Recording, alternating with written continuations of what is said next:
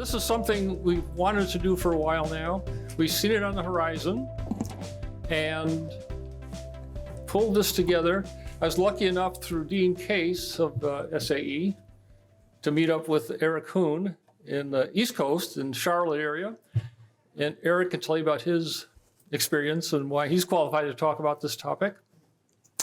And we wanted to attract today, as we have, people from sanctioning bodies and tracks who see electric vehicles showing up and are maybe not quite sure what to do. We know some tracks are saying, no electric vehicles. We're just not going to take the risk. We don't know what to do. And some are reluctant, but you're here today, I think, because you want to learn more about it. And we have several sanctioning bodies. We have also Scott Elkins, who is an old friend of the organization. And he is the race director for Formula E. He just got back from Brazil in that race.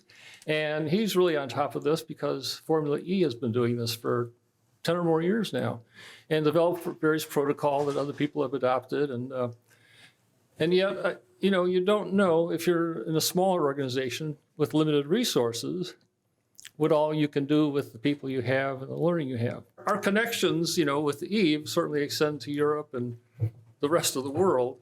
And so talking about Formula E, you got with your buddy Bruno. Last weekend I was in Puerto Rico, south of France, and it was a historic Formula One Grand Prix. And I was there because I love the history, I love what I'm doing. And I meet Bruno, who is, Bruno, Scott, is a medical person in Formula E. And I asked him, can you give me some words to tell hello to my friend in America? Hello everyone, we are here in Circuit Puerto Ricard, in south of France. I'm with my friend Yves, and we are very happy to present you what we're gonna do in Formula E. I'm the FIA medical delegate for this championship, and the security is very important for us in our championship. So we can see in the next movie what we're gonna do and all the things we put to make the car very safe. Thank you, Bruno. You're a great guy. I know you know what is safety because that's your job, and plus you are medical professional. Thank you, my friend. Thank you. It was just to tell you, I was thinking of you last week. I was thinking of the seminar. I know how is important safety in racing, but also I know all the era of electric car, electric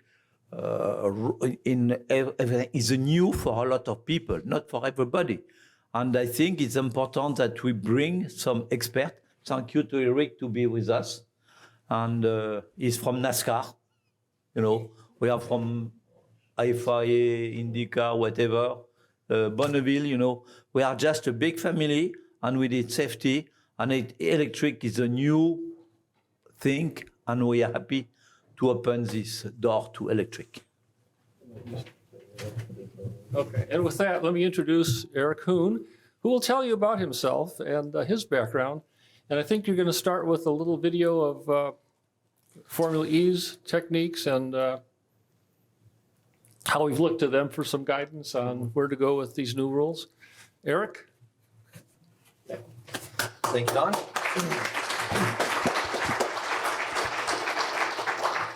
Yes, as Yves and Bruno have already introduced the first video I want to show here real quick. It is something off YouTube several years ago that Formula E put out. Is just kind of a public awareness. This is how we're handling high voltage safety and the safety of these Formula E vehicles. So here's a quick excerpt from that. Stand by for red car, guys. Oh, we're saved. Oh, we're saved. So the red car procedure is a special process we use in Formula E to be sure that we do a proper recovery in a safer way for the people who are involved in the recovery for the drivers. Red flag. Red flag. Red it.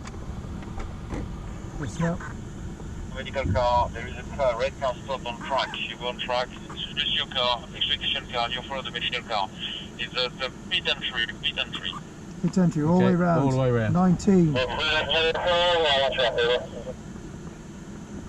Rescue car, all received over. Right. Rescue car, all received over. Lights on, mate. Lights on.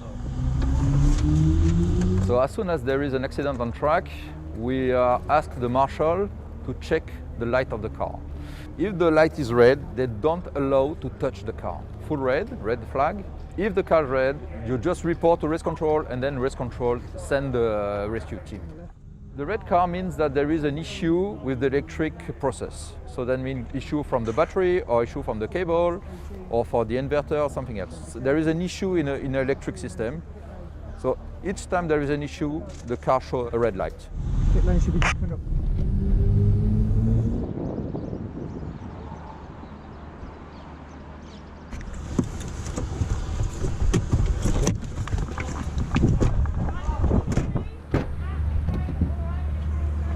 You go, I've got a top, go.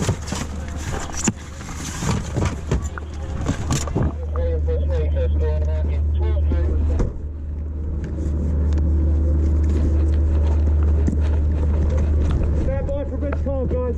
All received, all received. There is a high voltage on these cars. So in case of crash, you should have some high voltage on the bodywork of the car. So you have to protect the people for extrication against that. So this is the reason why we use this process, which is to cover the car, to protect and isolate the team we work on the driver. Okay, other way round, turn it round.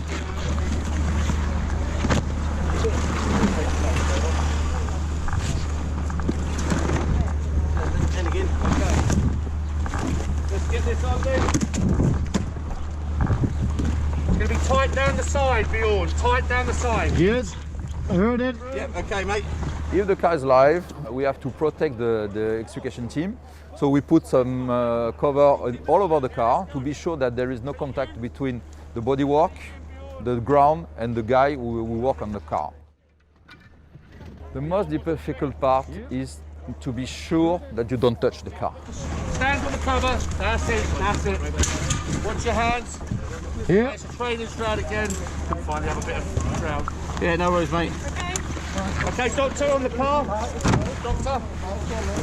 Don and Eve asked me to share a couple minutes of this video. The Formula E series has been around now for well over a decade, and with the resources of the FIA to support them, they have quite the procedure, as you can tell, and they have fantastic resources and the preparations that they've been able to have in place for these conditions. Now, admittedly, what you're seeing here is like the worst of the worst case scenario. But again, to highlight the resources of the FIA, which is, we'll say, atypical for most series. IMSA running here today with their hybrid powertrains. They have similar technologies, and I do believe they have similar precautions as well, because there are some technology similarities. But again, just as kind of an illustration of what the upper echelon of that looks like in Formula E. And one of these days I would love to pick Bruno's brain and learn how they've gotten from point A to point B over the years. But that's where Formula E's at right now. I know a lot of series look to Formula E as, well, what are they doing? They've been doing this for a long time. So there's your example of that. So getting into it, a lot of you here, like I said, we have a lot of representation from sanctioning bodies and things like that. Electric vehicles are becoming more and more commonplace just out on the street. And naturally, as with automotive history, as you have cars, you then have people wanting to race those cars. So naturally, as you have people with electric vehicles, you now have people that want to race electric vehicles.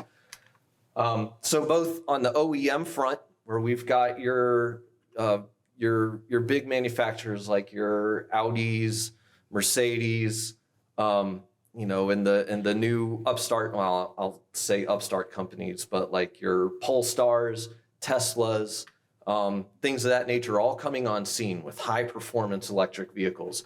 And eventually they're going to want to race these things. Also, your neighbor with his Tesla, it's pretty quick. He wants to race it as well. And to go along with that, you have companies like Ford Performance, Summit Racing, where you can buy drop-in crate engines for electric powertrains. These things are on their way to our tracks, and people are trying to run them right now. And as Don has mentioned, in a lot of cases, the tracks are turning them away because they don't know. They don't understand what they're getting into with these electric vehicles. There are now, admittedly and statistically, the problems with electric vehicles are no worse than any problem with an internal combustion engine vehicle. But the issues with electric vehicles, there are a lot of misconceptions. There are a lot of things that people still don't really understand about the hazard. We've seen fuel fires, we've seen oil fires. We know how those behave. We know how to handle those. We don't have that same level of awareness and familiarity with battery fires and the high voltage electrical hazard side of things. So what does that look like for our tracks, for our sanctioning bodies, for our tech sheds, for our safety crews, for our manufacturers of safety equipment? How does that change that landscape? So briefly, a little bit about myself. I'm no Jackie Ix. I mean, it is what it is. Go ahead and set your expectations now. Mechanical engineer by profession, firefighter EMT. I moonlight at Charlotte Motor Speedway as one of their track services guys. I've spent a little bit of time with the NHRA as well out at the ZMAX Dragway. But currently my main gig is I am the safety engineer for the College of Engineering at the University of North Carolina at Charlotte. All of our wonderful faculty that are doing all sorts of crazy stuff, it's my responsibility to kind of control the crazy to make sure that they don't hurt anyone or anything. I love my job. And they don't hurt people. Let me just make that clear. As with anything safety related, there are standards that cover this. And Nancy, there's a whole standard on how you do safety training and presentations. And just suffice that to say that I've thought about what I want to say. I've thought about who I was going to be speaking to. I'm going to try very, very hard to give you guys relevant information that you can use. There's no fluff, nothing here that should go over anybody's head. And kind of a brief overview, the points I'm going to be touching on, and we'll go through it. With that being said, I am not a subject matter expert for any one subject we're going to be talking about. I am fortunate enough that I do know we have a handful of subject matter experts here. So if I say something that's out in left field, please rein me in. I think I'll be okay, but just in case, please stop me if I go off the deep end. But what I am doing, because of my exposure at the university and with my research teams, I have been learning things from the industry sector because we do a lot of research in that area at Charlotte. I do have my exposure with the fire service, my limited exposure to motorsports, and then my involvement with the safety profession, OSHA, American Society of Safety Professionals, things like that. A lot of this is going to be oversimplified. So for those of you that are the actual subject matter experts, save your, well, technically, unless it's really needed. So briefly, I want to make sure everybody's on the same page. Electric vehicle. I've had some conversations with some people. It's like everybody builds their cars a little bit differently. Yes, but at the same time, an electric vehicle is all the same in the sense that you have three major components that make up your electric vehicle. First and foremost, you have the battery, and a lot of what we're going to talk about today centers around the battery. Think of it as your fuel tank. In your internal combustion vehicle, your battery is your fuel tank. What's happening inside this fuel tank is a really complicated electrochemical reaction. I'm not going to get into the details of that. Lithium-ion battery. That's the thing that everybody talks about. That's the thing that everybody hears all the stories about. That's the flavor of the day. There are a bunch of different types of batteries. There's a bunch of different types of lithium-ion batteries, but we're just going to group them all under one umbrella. One thing I want to make clear, do not confuse a lithium-ion battery with a lithium battery. In a lot of fire service literature and papers, I see those words being used interchangeably. Those are different things. There is such a thing as a lithium battery. That is not what is in an electric vehicle. A lithium battery is still a very experimental technology, and you're not going to see it in a car at a racetrack. We're talking about lithium ion batteries. There is no lithium metal in a lithium ion battery. So I just want to lay that out there right now. The thing about battery, your big battery pack, one small cell, you could have thousands, I don't know how many thousands of individual, they're not quite AA size, but there's thousands of them in a Tesla battery pack. And the individual cells are about 3.7 volts, and then your entire battery pack itself is hundreds and hundreds of volts. And you know how you get from point A to point B really depends on who built it. After your battery is your motor controller, you'll hear inverter, battery management system, battery management unit, inverter, motor controller. They're all interchangeable. This is kind of the combination of your ignition system and your fuel system of an EV. It takes the energy from your fuel tank, the battery, and it does magic with it and sends all that to the motor. The big thing that it does is it takes the direct current, the DC, like your battery, from the battery and turns that into alternating current power like you have in your house to the motor. I won't say all of our EV motors are AC motors, but AC works a lot better in an electric vehicle application. And of course, motor controllers are also responsible for regenerative braking, because if you spin a motor without sending power to it, it will make its own power and you can send that back to the battery. The motor itself is pretty dumb. You give it power and it spins. They may or may not have gearboxes, reducers, other mechanical devices tacked on to them. But the interesting stuff is really all outside the motor. Okay, so first, I want to talk about some of the electrical hazards. I think this is something that Formula E has done a very good job of documenting, and they have some really good policies and procedures for. First off, let's understand electrocution. You may have heard electricity will flow through the path of least resistance. Electricity will flow through the path of all resistance. If you happen to be completing a circuit, it will flow through you. The severity of which depends on a bunch of factors.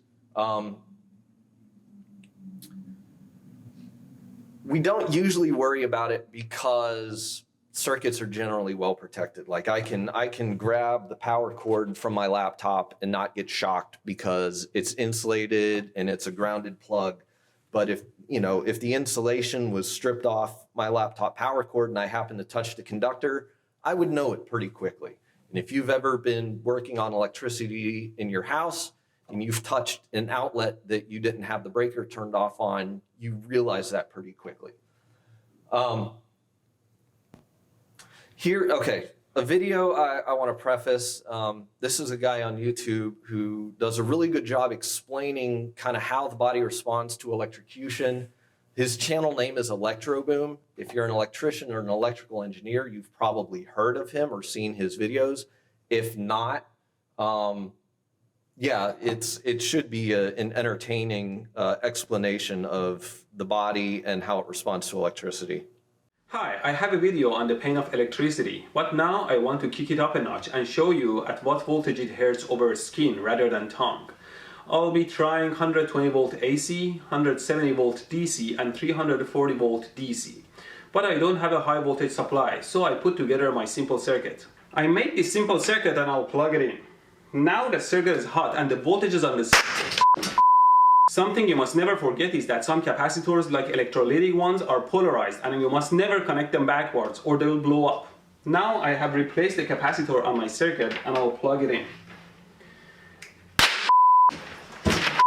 In addition to polarity, the capacitors must be rated properly to be able to handle the voltage across them, or they will blow up, obviously. I picked 150 microfarad 400 volt capacitors as the maximum voltage these capacitors will be charged to is 340 volt DC. Now there is nothing to worry about.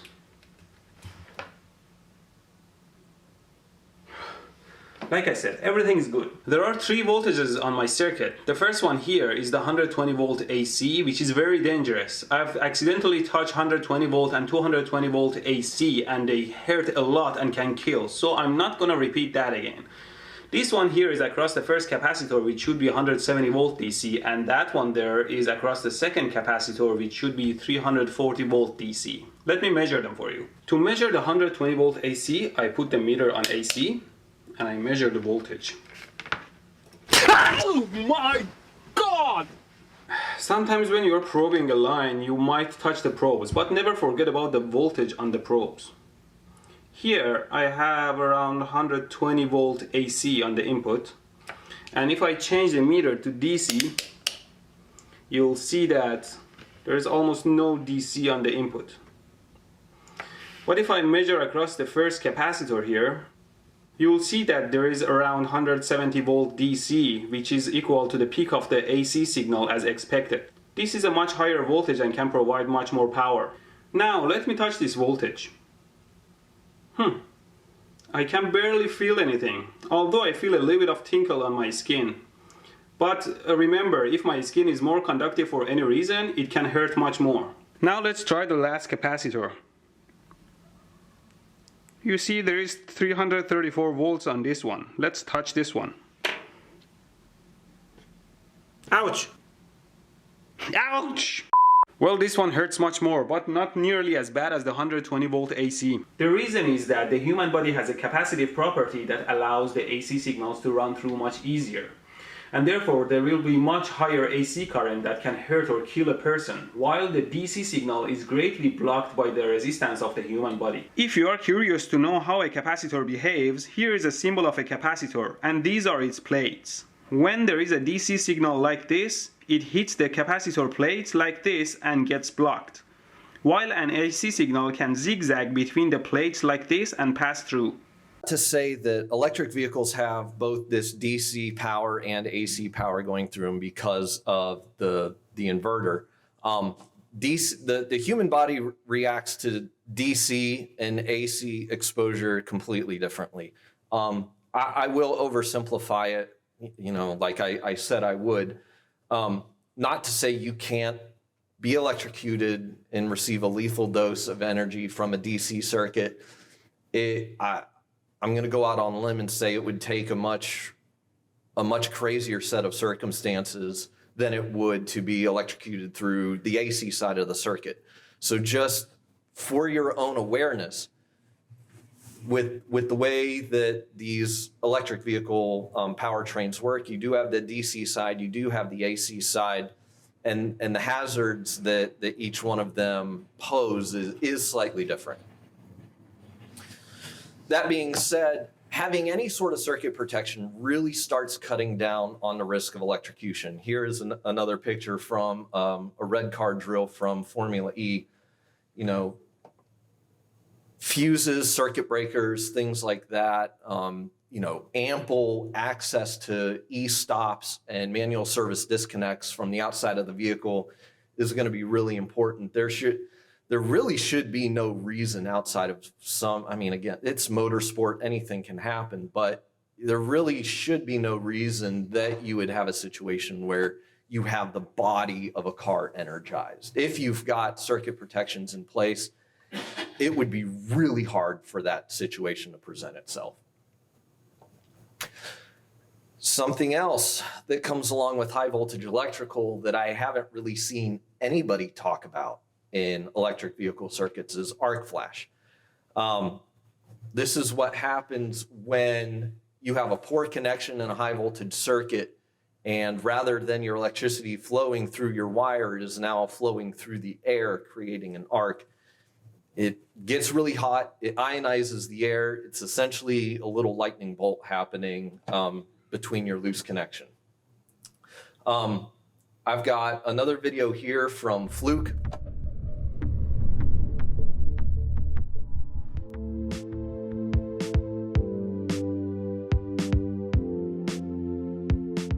In addition to shock hazards, one of the most dangerous situations anyone working with electricity faces is an arc flash. An arc flash is an explosive release of energy from an electrical arc when the electrical current passes through ionized air. In less than a second, an arc flash is initiated from a phase to ground or a phase to phase fault.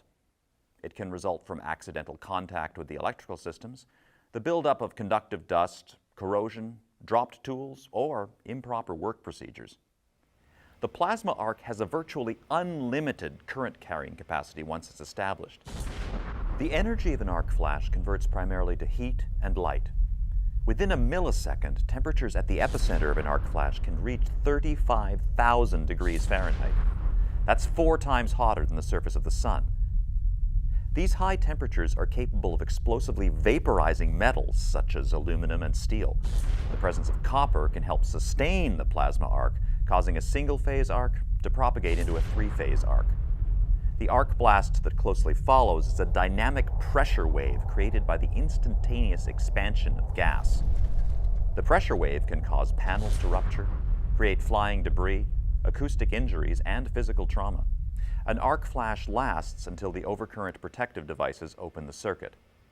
A fast-acting fuse may open the circuit in several milliseconds, or a circuit breaker may operate within 6 cycles or less, but by that time, the damage has already been done. We've only looked at arc flash on the AC kind of utility side of things. There's no technical reason it can't happen in DC circuits as well. Utilities that do like large solar farms, stationary battery energy storage, things like that, they're still figuring that out right now, how it works, how is it different from AC arc flash, what does that hazard actually look like? But it is technically possible. And again, in our electric vehicles, we do have both DC and AC. So the risk is non-zero, I'll say. But practically speaking, how much energy are we talking about? So real quick, I'll run through this real quick. I did a calculation exercise with my students at Charlotte in our Formula SAE electric vehicle. You only need to know 2 things: the voltage of the battery and your short circuit current. And the way the guy in the video explained short circuit current, if you really want to see it, you can go to the link, scan the QR code, whatever. He's like, it's your wrench across the terminals current.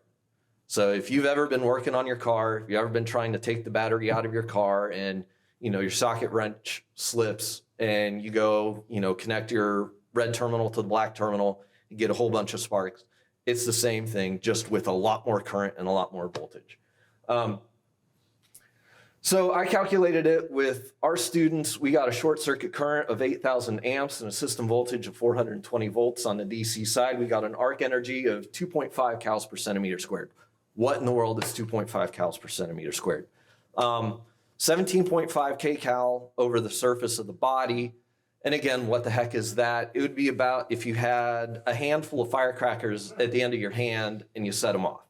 So it's unpleasant, but probably won't kill you.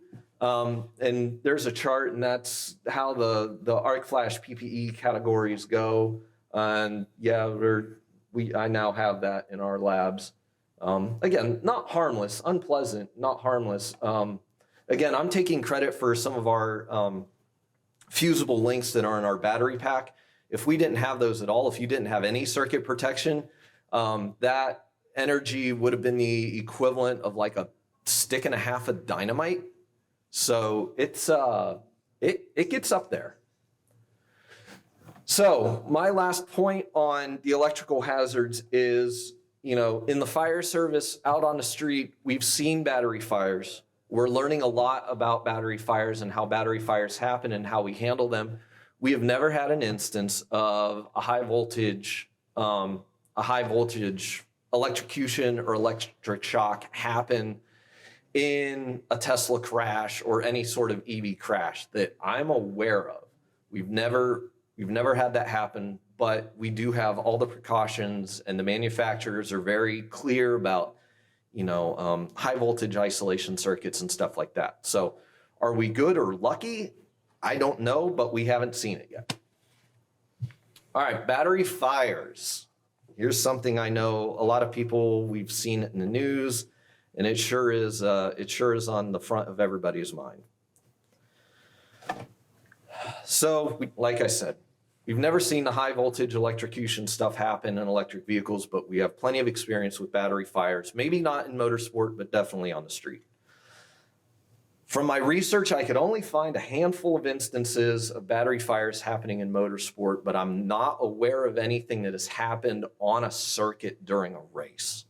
Out on the street, battery fires take thousands of gallons to put out. The thing everybody needs to understand is battery fires behave very differently than regular fires. You're putting on my firefighter hat now. Traditional fires follow the model of the fire tetrahedron. You need 4 things to sustain combustion: heat, oxygen, fuel, and a chemical chain reaction, which in this instance is essentially a very accelerated oxidation reaction, like rust is oxidation. Take away any of those 4, the fire will go out. So traditional fire, you got heat and fuel plus oxygen creates a chemical reaction, which creates fire. If you put water on it, you take away a couple of those, the fire goes out. If you put dry chem on it, a couple of those go away and the fire goes out. Battery fire, totally different animal. You have an internal short circuit, it creates a thermal runaway, it creates a fire. You could physically damage the battery, which creates internal short circuits, which creates thermal runaway, which creates fire, so on and so forth. It doesn't play into the fire tetrahedron whatsoever, which is why we're struggling to put it out, because we're trying to look at battery fires with the knowledge that we have of existing fires. So the key, though, to all this battery stuff is thermal runaway. What is thermal runaway? The chemical reaction happening inside a lithium-ion battery creates its own heat. So that's issue number 1. If enough heat is generated, either through, the battery being used or damage or short circuits or something like that, that temperature can get to a point where the battery materials start reacting with each other and breaking down, which then creates more heat, which then creates, more breakdowns and more reactions and more heat. And that's where you're off to the races. And that's the runaway part of thermal runaway. As the temperature increases, more things happen. As the material breaks down, it creates gases and you get pressure inside the cell, which is why if you've seen videos of some of these thermal runaways happening, it almost looks like it explodes. And that's from the breakdown of materials inside the batteries, creating these gases and vapors, which, by the way, can include just hydrogen, which is a fun side effect. And eventually you get enough of that pressure, the battery will either vent if it's designed well with vents in it, or it'll just go pop. And that leads into cascading thermal runaway, where if you've got a bunch of batteries together, one will get really, really hot and go into thermal runaway. And naturally, as that one gets hot, the ones next to it get hot. So here's a video that I found that demonstrates what the cascading thermal runaway looks like in a smaller package. This is an old Lenovo laptop battery that they've modified with a heating pad inside the battery. And this keep an eye on the timer because the video speeds up and slows down depending on what's going on.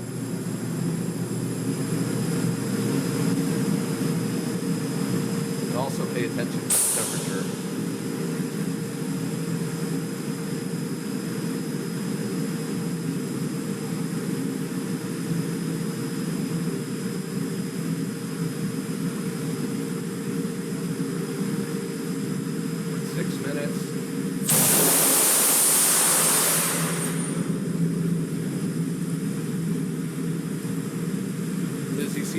At this point, they turned off the heater. So the only heat being generated is from the laptop on fire and the batteries inside.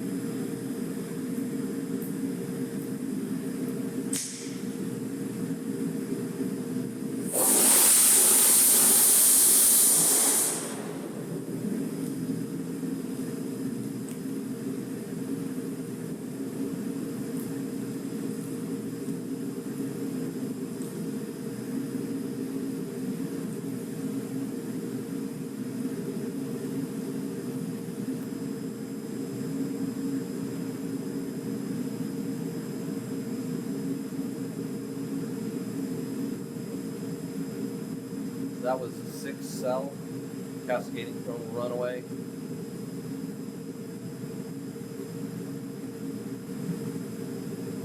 And all those fire jets lodged quite a bit of debris in the walls surrounding the test. You can't really put out a lithium-ion battery fire. The thing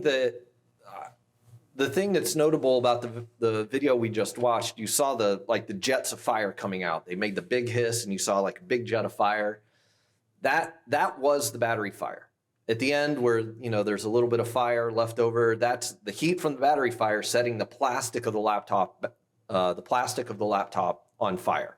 So that battery fire, each individual little fire only lasts a couple of seconds, and then it's everything else that's left on fire after that. That you can put out.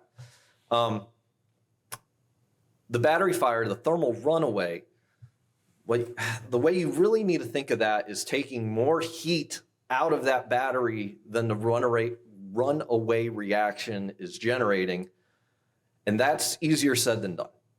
The way our cars are built, the way the batteries are packaged, your battery that is setting off this chain reaction, this chain of events, is going to be buried under bodywork, chassis, the battery casing, the battery module insulation. It's underneath a lot of stuff. You can't just really throw water on it and cool it off,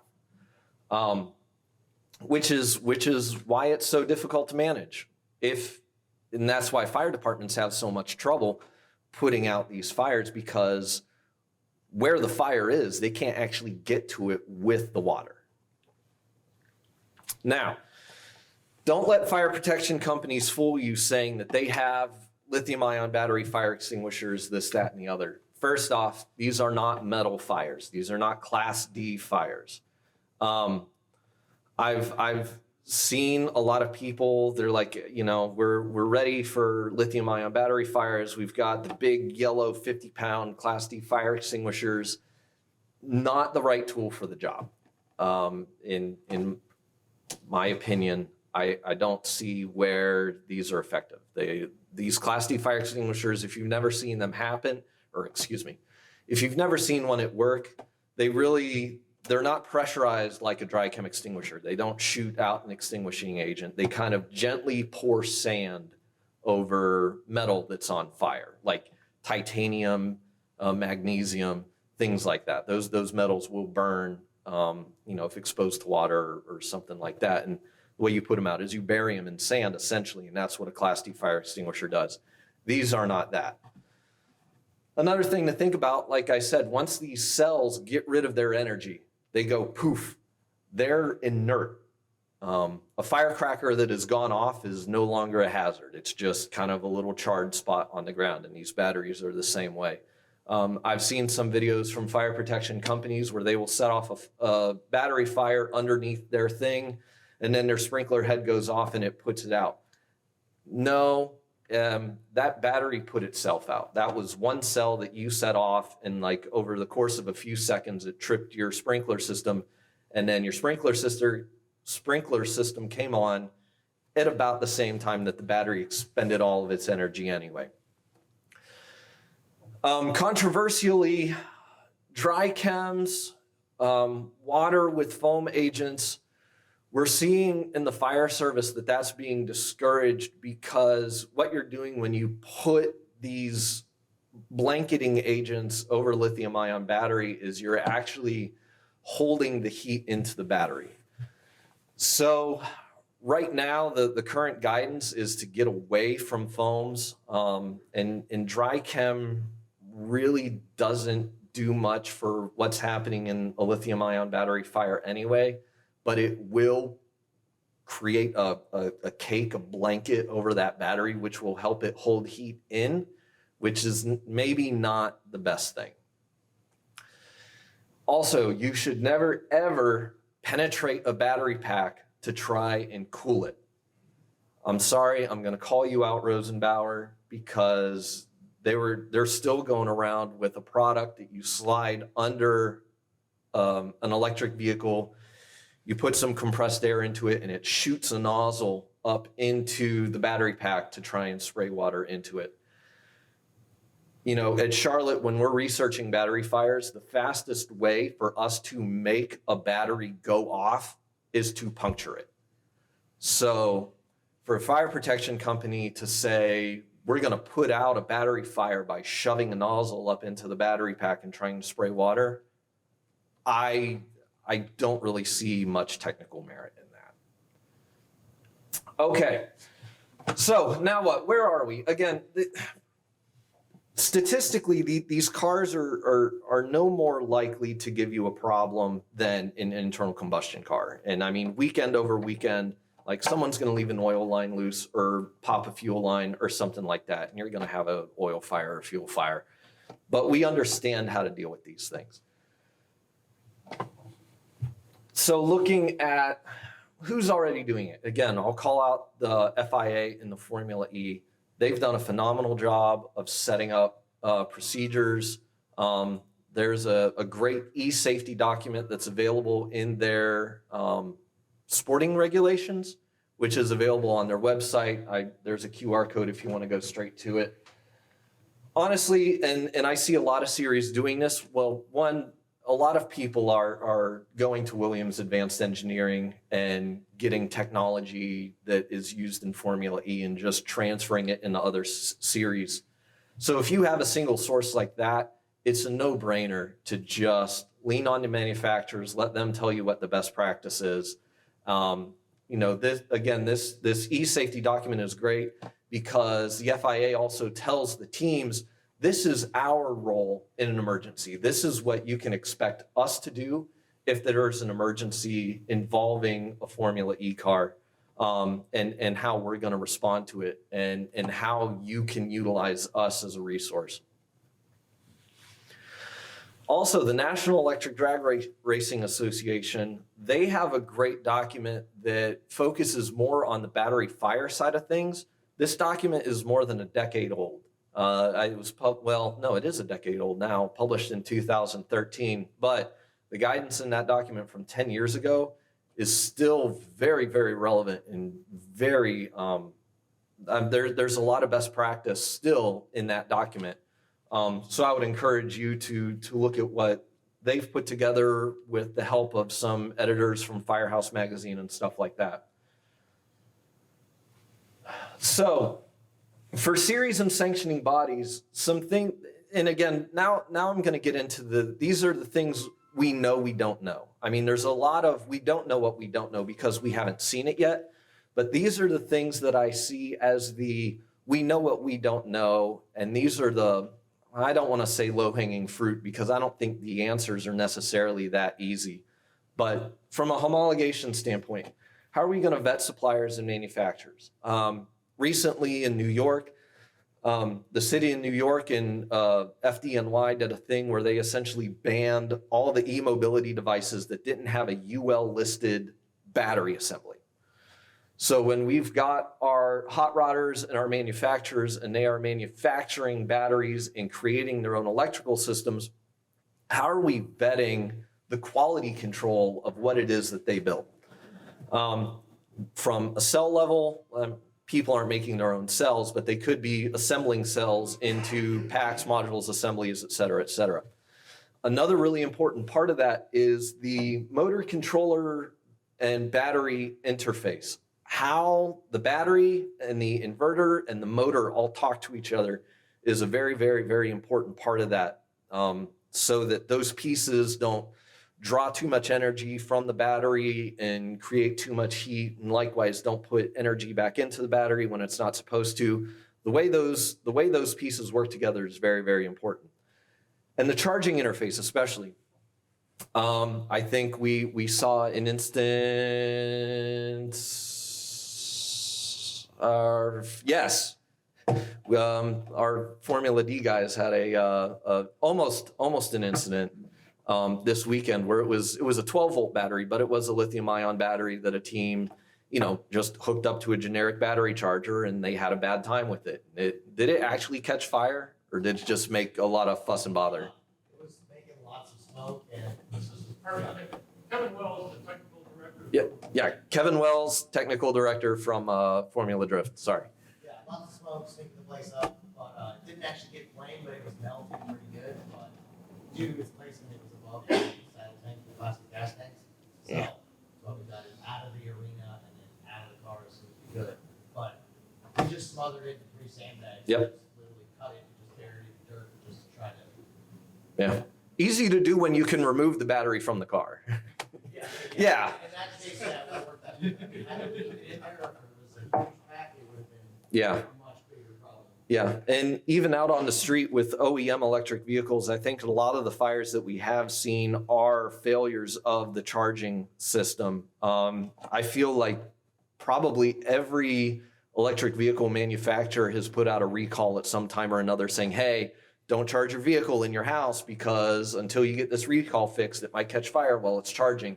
So there's clearly a really, really important link there between the charger and how it communicates with the inverter or the controller and how that then communicates to the battery. So that charging interface is a really important piece of the safety equation. For our tech guys, OE vehicles, have they been hot rodded? I'm sure there are electrical engineers out there trying to figure out ways to get Teslas to go faster. And how do we figure out if they have been tampered with? For guys that have done homebrew conversions, EV conversions, homemade electric vehicles, what is our criteria for a safe high voltage system? How do we check that in a tent, in a barn, in a tech line at a track day event? Electrical safety. Obviously, we need many, many means to disconnect and isolate the high voltage system. We need lots of disconnect points on the outside of the car for your crews and your emergency responders, means to disconnect inside the car for the driver. Do we need to think about putting something underneath the car in case it rolls over? I don't know. Non-contact voltage detectors, could that be a good tool in the toolbox? I don't know if any of the EV series, if any of their track services guys are carrying around these, simple AC voltage detectors, the non-contact voltage detectors, but I could see that being a real quick and dirty way to check for that really nasty AC voltage. DC is a little harder to pin down because you do need to have a positive and a negative point that you need to identify to check for DC voltage. But I mean, these little hot sticks would be really easy to walk up to the body of a car and poke at it and make sure that there isn't phantom voltage somewhere. Electrical safety, OEMs publish these really, really lovely emergency response guides. You can Google Ford Mach-E emergency response guide or Tesla Model S or Rivian or whatever, and it'll take you to a PDF file that every OE puts together detailing how to make the car safe, what to do in case of a fire, what to do, if you got to extricate somebody for your track services guys. There's a lot of really good resources if you go to the person that actually made the car. Do we consider, do we consider having the teams that are building cars put together something similar? I don't know, it might be a good idea. All right, battery fires. Is it possible to receive battery temperature data real time? Either the teams giving it to the series or somehow getting it into race control. You want to receive an early warning that you're getting a thermal issue with a battery before it becomes a bigger problem, because you really don't want a battery fire to happen on track. At the bottom here, I make a mention to jet dryer fire. If anybody remembers the 2012 Daytona 500, where Juan Pablo Montoya's car had a rear end gear failure, and it just happened to send him up the track where a jet dryer was working, and it caused a big fire. I illustrate that because that is a really good example of a situation occurring on track that the on-track resources weren't immediately ready to respond to. They eventually did get that situation under control once they got full-size fire apparatus out on the track to put hundreds of gallons per minute of water on the fire. But that's an example of what it looks like for something to happen on track that you're not immediately ready for. And I think an on-track battery fire would be another example of that type of situation.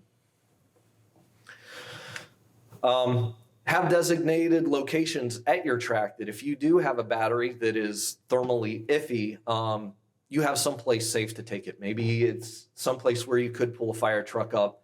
You have a hydrant or a static water source like a pond if you did need to put copious amounts of water on something. Thermal imaging cameras. Fire departments are really leaning heavily on the use of thermal imaging cameras because if we can expose the battery pack, we can look at it and get a complete picture of what that battery looks like from a thermal standpoint. You can see if you have a hot spot and how that hot spot is growing, or if you have been putting water on it, you can see if everything is normalized and it's all one nice cool temperature again, and then 5 minutes later check and make sure it's still that way. That's the key, that you want everything to be all one nice cool temperature.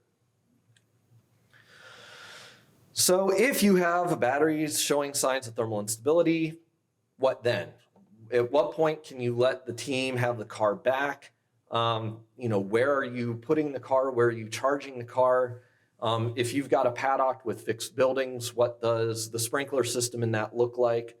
Also, if you've got hybrids or if you've got mixed classes of cars, it's probably a good idea to consider that battery handling and fuel handling are incompatible. You need to make sure that those are happening either not at the same time or well separated, that you don't have one fire risk interfering with a different fire risk.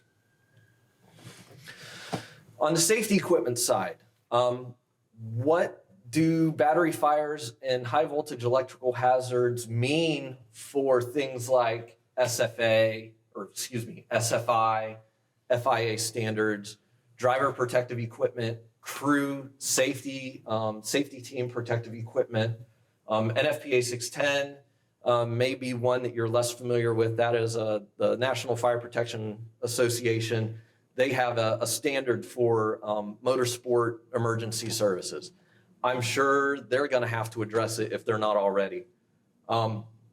Crew members, how do they need to be protected both at the track and in the shop, both from the fire side and the high voltage electrical side?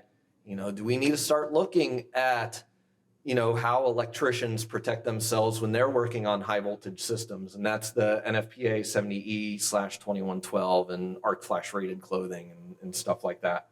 Our current standards, how does it hold up to arc flash and battery fire exposure? I'm sure it's different. I'm sure it affects the rating, but that's a we know what we don't know type situation. Safety equipment, I was very happy to see walking around the IMSA paddock that every team had their high voltage emergency kit on their little pit buggy. For the weekend warriors and stuff like that, and for the tracks that are having track days with lithium ion batteries, how will that change the preparations? Obviously, electrical shock could cause some cardiac issues. You need to have paramedics and AEDs on hand to be able to deal with that, should it so arise. Knock on wood, it never does.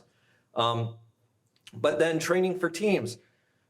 Should the teams be training you guys? They should be coming out and telling you how their cars are built, what to do in case of emergency. They're the experts on the thing that they built after all, or they should be.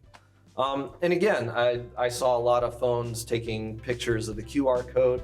Look at the guidance in the FIA Formula E team e-safety document. They have a lot of requirements for teams, the equipment they should have, the training that they should have, and so on and so forth. So there is information out there. Maybe it's just an issue of getting it out to everybody, for everybody to share and everybody to learn from. But I think we know more than we think we do.